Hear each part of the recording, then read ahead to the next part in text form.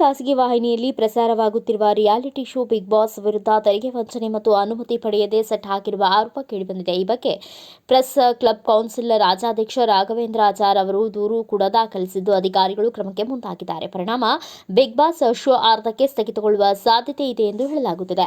ರಾಘವೇಂದ್ರ ಆಚಾರ್ ಅವರು ಬೆಂಗಳೂರು ನಗರ ಜಿಲ್ಲಾ ಪಂಚಾಯಿತಿಗೆ ದೂರು ನೀಡಿದ್ದಾರೆ. ಅವರ ದೂರನ್ನು ಪರಿಶೀಲಿಸಿರುವ ಜಿಲ್ಲಾ ಪಂಚಾಯಿತಿಯು ಬಿಗ್ ಬಾಸ್ ಕಾರ್ಯಕ್ರಮವನ್ನು ಸ್ಥಗಿತಗೊಳಿಸುವಂತೆ ಮತ್ತು ಕ್ರಮ ಕೈಗೊಳ್ಳುವಂತೆ ಸೂಚನೆ ನೀಡಿ ರಾಮೋಹಳ್ಳಿ ಗ್ರಾಮ ಪಂಚಾಯಿತಿಗೆ ಪತ್ರ ಬರೆದಿದೆ.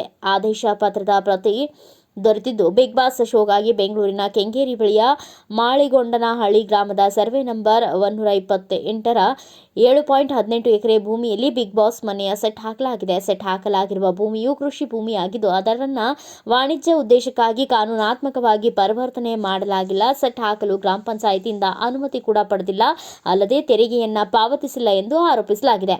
ಬಿಗ್ ಬಾಸ್ ಸೆಟ್ ಹಾಕಲಾಗಿರುವ ಭೂಮಿಯನ್ನ 2023ರ ಡಿಸೆಂಬರ್ 15ರಂದು ಪ್ರೆಸ್ ಅಗ್ರಿಕಲ್ಚರಲ್ ಉದ್ದೇಶಕ್ಕಾಗಿ ಭೂ ಪರಿವರ್ತನೆ ಮಾಡಲಾಗಿತ್ತು. ಆದರೆ ಈ ಭೂಮಿಯನ್ನ ಸಂಪೂರ್ಣವಾಗಿ ವಾಣಿಜ್ಯ ಉದ್ದೇಶಕ್ಕೆ ಬಳಸಲಾಗುತ್ತಿದೆ.